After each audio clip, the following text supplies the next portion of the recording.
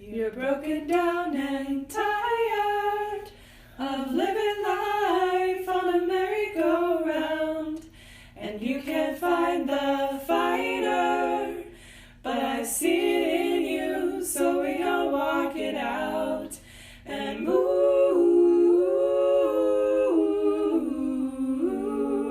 mountains. We gonna walk it out and move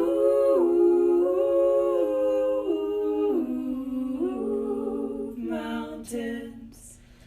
And I'll rise up, I'll rise like the day, I'll rise up, I'll rise unafraid, I'll rise up, and I'll do it 1,000 times again. And I'll rise up, high like the waves, I'll rise up, in spite of the ache, I'll rise up, and I'll do it 1,000 times again. For you, for you, for you, for you. When the silence isn't quiet, and it feels like it's getting hard to breathe, and I know you feel like dying, but I promise we'll take the world to its feet and move mountains. Take it to its feet and move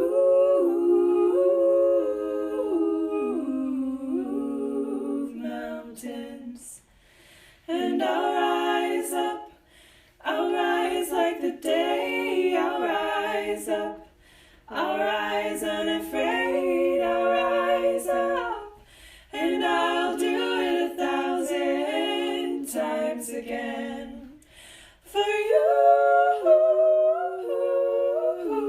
for you, for you, for you.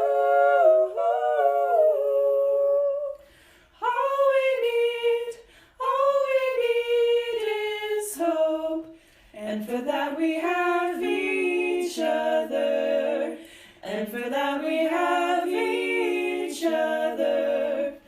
We will rise, we will rise, we will rise, oh, we'll rise. I'll rise up, rise like the day, I'll rise up, in spite of the ache, I'll rise up, and I'll do it 1,000 times again. And we'll rise up, high like the waves, we'll rise up, in spite of the ache, we'll rise up, and we'll do it 1,000 times again. For you, for you, for you, for you.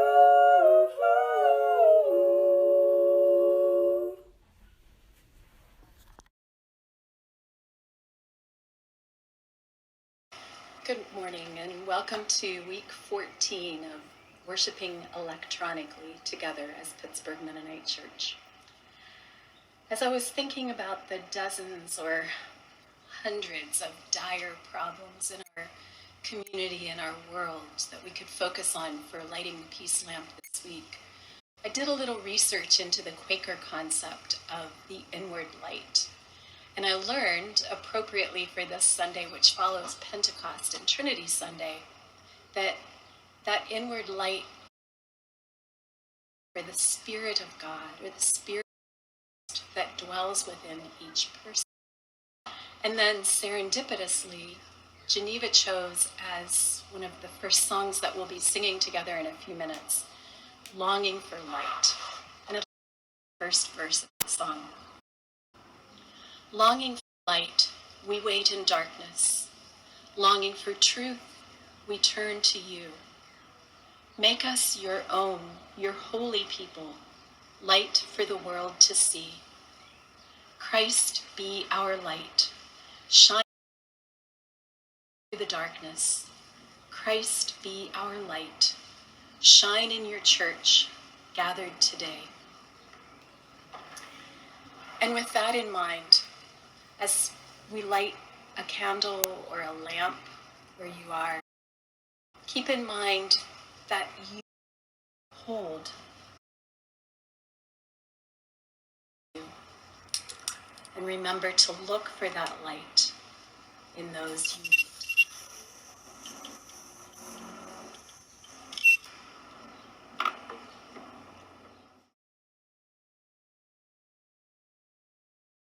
This is Psalm 100. Shout joyfully to the Lord, all the earth. Serve the Lord with gladness. Come before God with joyful singing. Know that the Lord is God. It is God who has made us, and not we ourselves. We are God's people, and the sheep of God's pasture. Enter God's gates with thanksgiving, and God's courts with praise. Give thanks to God. Bless God's name.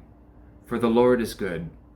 God's loving kindness is everlasting, and God's faithfulness to all generations.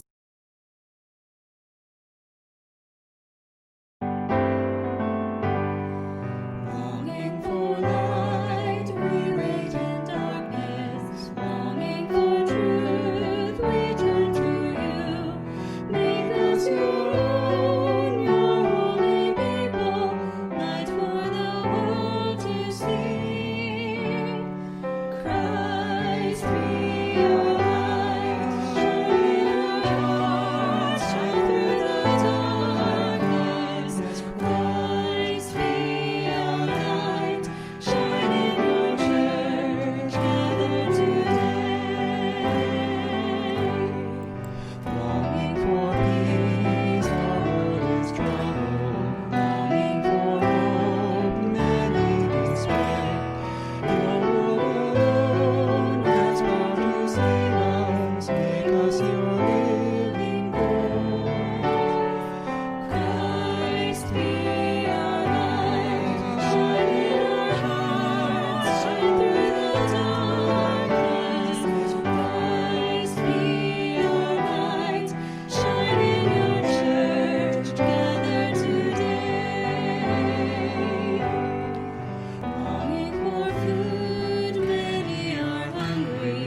Longing for water, many still thirst. Make us your bread, broken for others, shared until all are fed. Christ be our light, shine in our hearts, shine through the darkness. Christ be our light, shine in your church, gathered today. Longing for shelter, many are homeless. Longing for warmth, many are cold.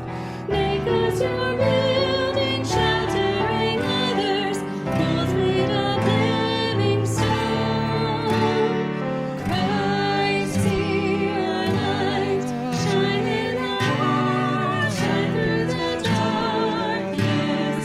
Christ be our light, shine in your church, gathered today.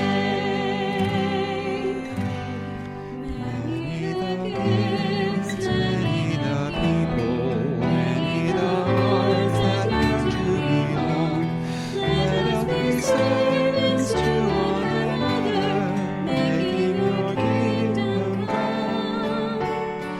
Christ be our light, shine in your hearts, shine through the darkness. Christ be our light, shine in your church, gathered today.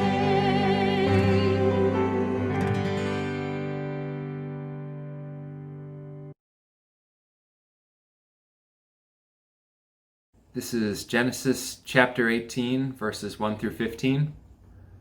Now the Lord appeared to him by the oaks of Mamre, while he was sitting at the tent door in the heat of the day. When he lifted up his eyes and looked, behold, 3 men were standing opposite him. And when he saw them, he ran from the tent door to meet them, and bowed himself to the earth, and said, My Lord, if now I have found favor in your sight, please do not pass your servant by.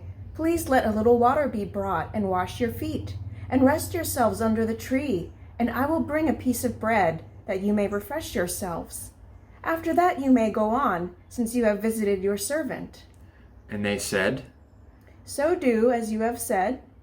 So Abraham hurried into the tent to Sarah and said, Quickly, prepare 3 measures of fine flour, knead it, and make bread cakes. Abraham also ran to the herd, and took a tender and choice calf, and gave it to the servant, and he hurried to prepare it. He took curds and milk, and the calf which he had prepared, and placed it before them, and he was standing by them under the tree as they ate. Then they said to him, Where is Sarah, your wife? And he said, There, in the tent. He said, I will surely return to you at this time next year, and behold, Sarah your wife will have a son. And Sarah was listening at the tent door, which was behind him. Now Abraham and Sarah were old, advanced in age. Sarah was past childbearing. Sarah laughed to herself, saying, After I have become old, shall I have my pleasure, my Lord being old also? And the Lord said to Abraham, Why did Sarah laugh, saying, Shall I indeed bear a child, when I am so old? Is anything too difficult for the Lord? At the appointed time I will return to you, at this time next year, and Sarah will have a son. Sarah denied it, however, saying, I did not laugh. for she was afraid. And he said, No, but you did laugh. and this is Genesis chapter 21, verses 1 through 7.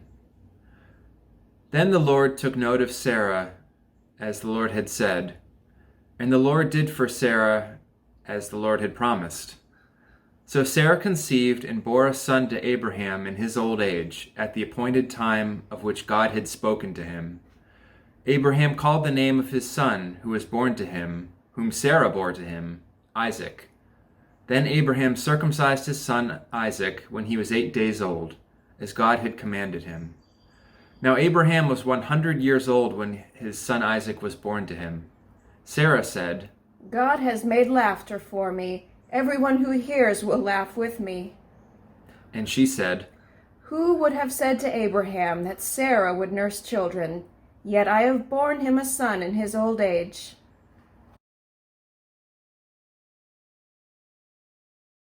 Hi everyone! Let's talk about surprises. Have you ever had a really fun surprise? Let's imagine a couple things that might happen that are surprising. Maybe you ordered something online and you don't expect to get it for 8 to 10 weeks. That's such a long time. But then, surprise, it shows up in the mail after only 10 days. Now that's an awesome surprise. Or let's imagine that it's your birthday. And you know you're not going to have a big party because, well, we're not really doing big parties these days. We're kind of sticking close to our own families most of the time. So let's imagine that maybe you go somewhere with your dad to run some errands, and when you come back home, surprise, look at what your mom did. There's balloons everywhere, and maybe your mom makes a big dinner and cake and ice cream and some presents. What a fun birthday it turns out to be. Now that's a good surprise. In today's Bible story, we heard about Abraham and Sarah who got a surprise. They were visited by 2 strangers, and the strangers told them some exciting news. The strangers told them that they were going to have a baby. Now this was surprising because Abraham and Sarah were very old. Sarah didn't actually believe it, and she laughed. She thought it was so weird, and she did not think this was going to happen. But guess what? It did happen. What's funny is that God had actually told Abraham and Sarah a couple chapters earlier, if we read Genesis, the book that the story's in, that they were going to have a baby. So it was a surprise, but not a surprise. They knew that God was going to provide them children, but maybe they'd forgotten, or maybe they had lost faith in God's promise because it was taking a long time to happen. But they knew that God loved them and had made a promise, and so they could believe that God was going to follow through on that promise. It's really awesome that we know the same God, a God who is loving and compassionate and follows through on promises. There are promises in the Bible that we can believe, and also just by knowing how good God is, we can believe that God will do good things for us. Sometimes in this crazy world, it's easy to forget how good God is because we get kind of overwhelmed by all the bad things that happen in the world, but we can keep trusting God to be good. And we can encourage each other to look for the surprises, the times that God follows through on promises, or the times that God gives us something special and beautiful. So help each other see the goodness of God this week and see the surprises from God. And I hope that your week brings some special surprises as well. Bye.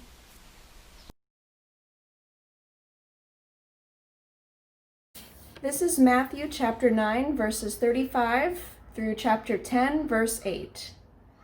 Jesus was going through all the cities and villages, teaching in their synagogues and proclaiming the gospel of the kingdom, and healing every kind of disease and every kind of sickness. Seeing the people, he felt compassion for them, because they were distressed and dispirited, like sheep without a shepherd. Then he said to his disciples, "The harvest is plentiful, but the workers are few. Therefore, beseech the Lord of the harvest to send out workers into his harvest." Jesus summoned his 12 disciples and gave them authority over unclean spirits to cast them out and to heal every kind of disease and every kind of sickness. Now the names of the 12 apostles are these: the first, Simon, who is called Peter, and Andrew his brother, and James the son of Zebedee, and John his brother, Philip and Bartholomew, Thomas and Matthew the tax collector, James the son of Alphaeus and Thaddeus, Simon the zealot, and Judas Iscariot, the one who betrayed him. These 12 Jesus sent out after instructing them, "Do not go in the way of the Gentiles, and do not enter any city of the Samaritans, but rather go to the lost sheep of the house of Israel. And as you go, preach, saying, the kingdom of heaven is at hand. Heal the sick, raise the dead, cleanse the lepers, cast out demons. Freely you received, freely give."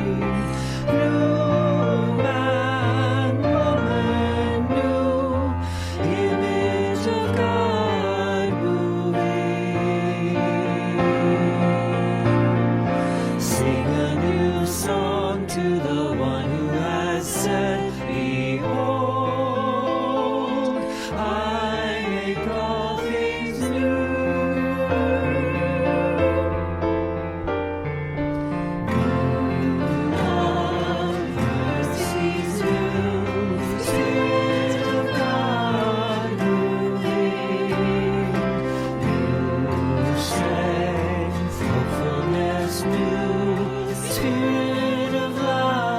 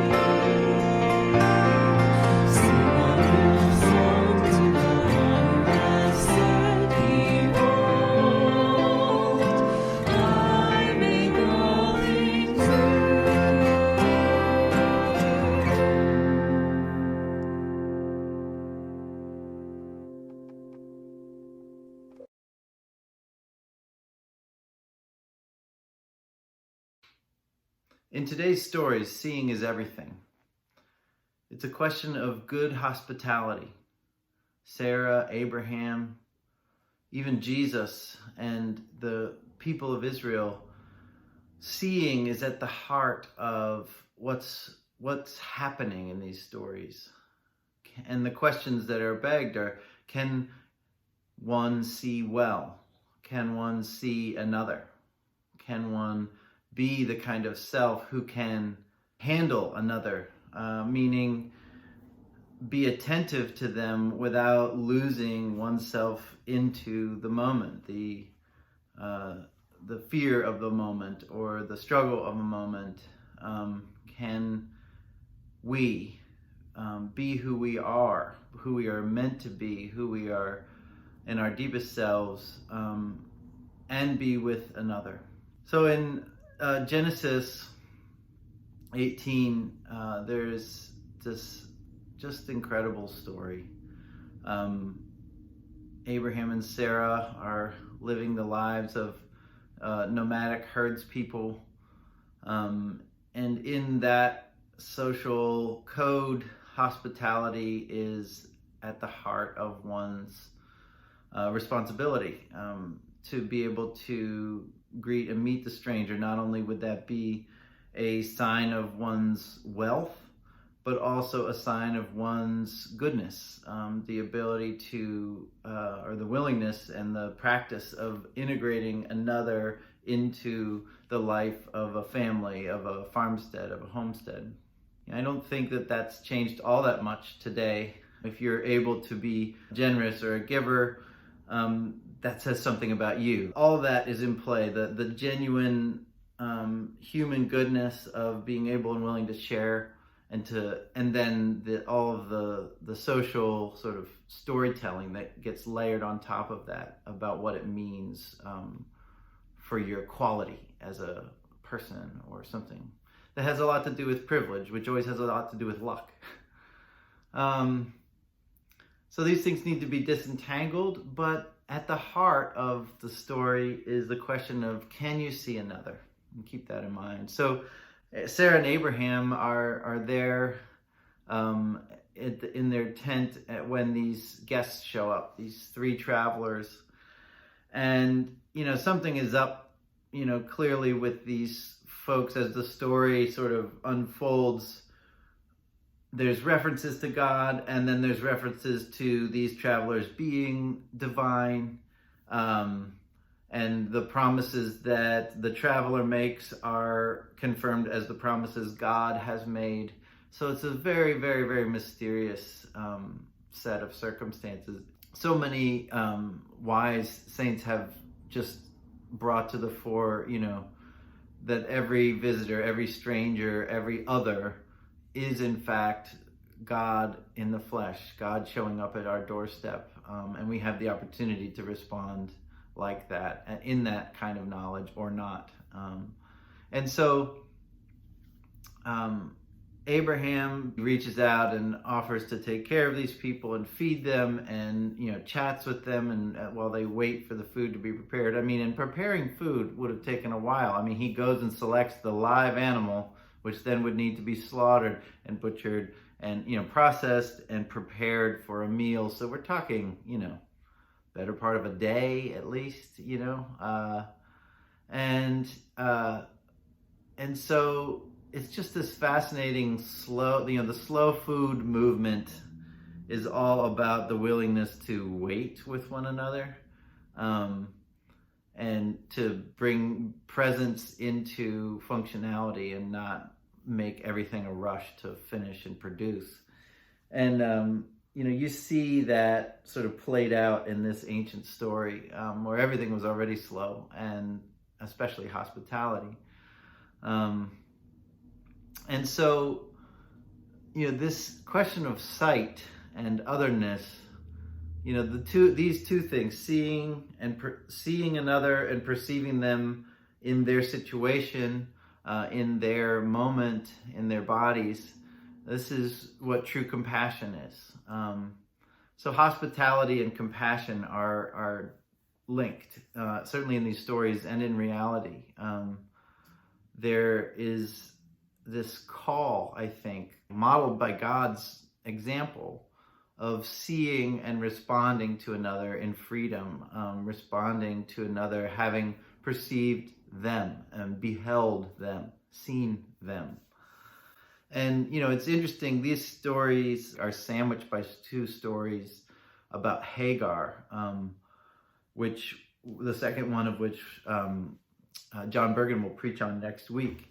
And in the first story of Hagar, which precedes this passage, Sarah wants a child. In that time and place, a woman's ability to have a child is her sort of ability to, be real, to exist and to matter. Sarah decides that Abraham can father a child with Hagar, her slave, and that happens.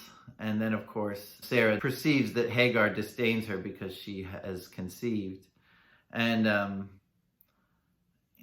so Sarah starts abusing Hagar, and so badly that Hagar runs away. And God discovers Hagar out in the desert, and Hagar discovers God out in the desert. And at the end of that narrative, Hagar names God as the one who sees her and blesses the well that God had provided for her to keep her alive, as the well of the one who sees. And so this question of God seeing is at the center of everything in these stories.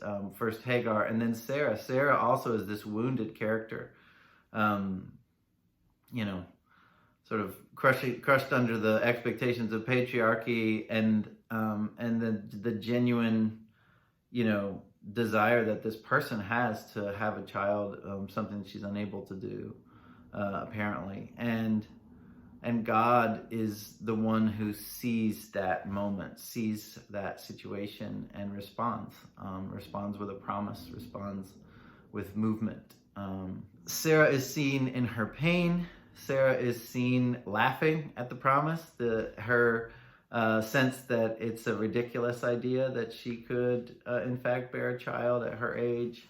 And God sees all of that, and God responds compassionately, moves to bless and to exchange a gift, to give a gift, to celebrate life with Sarah and Abraham. And in the Matthew passage, Jesus is overcome, moved with pity, overcome with Jesus' sense of people struggling.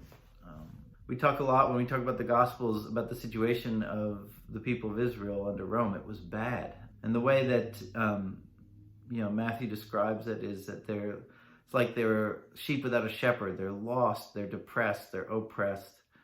And Jesus sees that and moves. Jesus moves with compassion and moves to empower his disciples, the people around him, to engage, to bring light and truth and solidarity, to move into the spaces of these lost people, into their homes, into their villages, and recognizing that that movement isn't always welcomed. The kinds of truth, the kinds of movement with and for that happen in a sort of gospel economy aren't always what people are attracted to or want. Brush the dirt off your feet. It's like saying, let go of that, of your expectations that you brought to this scenario, this scene. Let others tell you what they want. Don't force yourself on them. It may well be the case that their rejection of you or an overture, is a reflection of a struggle they're in, a trajectory they're on that is unhealthy or unable to give and receive gifts, or abusive, like Sodom and Gomorrah, and Jesus references that. But then Jesus goes into this prediction, about what it means to, once you start living this way, seeing another, perceiving them for who they are, and being willing to move toward, with, for another. that it's gonna be disruptive in a way that really can bring great struggle. And not only will you be participating in a struggle as you perceive the burden and the oppression of others, but you'll be experiencing it yourself. And somehow the kind of seeing and moving that the gospel calls us to is tied to a willingness to live dangerously, to find oneself wrapped up in the life of another. And by extension, the promise of Jesus to his people, to us, is that life follows. This movement of attention, seeing, and compassion, that life follows in its wake. New life, birth, promises, confluence, coming together. And that somehow in solidarity, the suffering of one and another, of them and us, is the soil in which new life is planted, and a pregnancy, a birth, a something unexpected and impossible and new coming up into the world as we are faithful.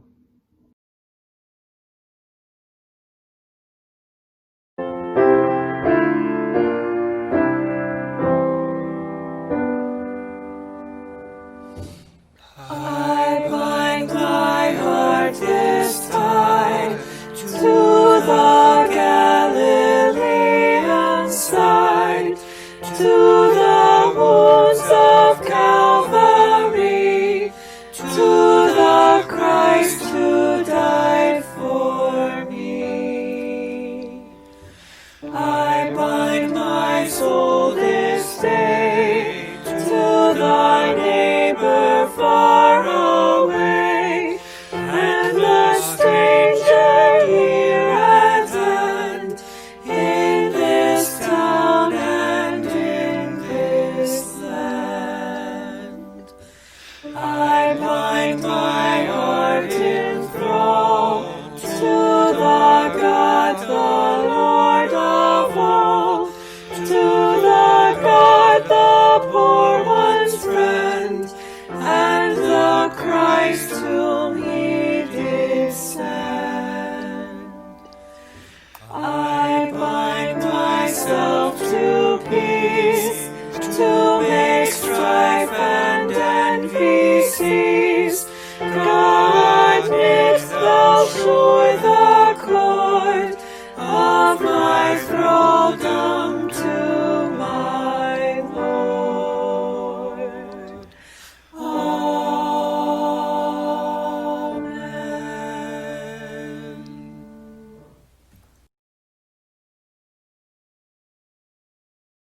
As you go from this time and place, remember that you are fully human, and yet you carry within you the light of the divine. Look to that light and shine in the world. Go in peace.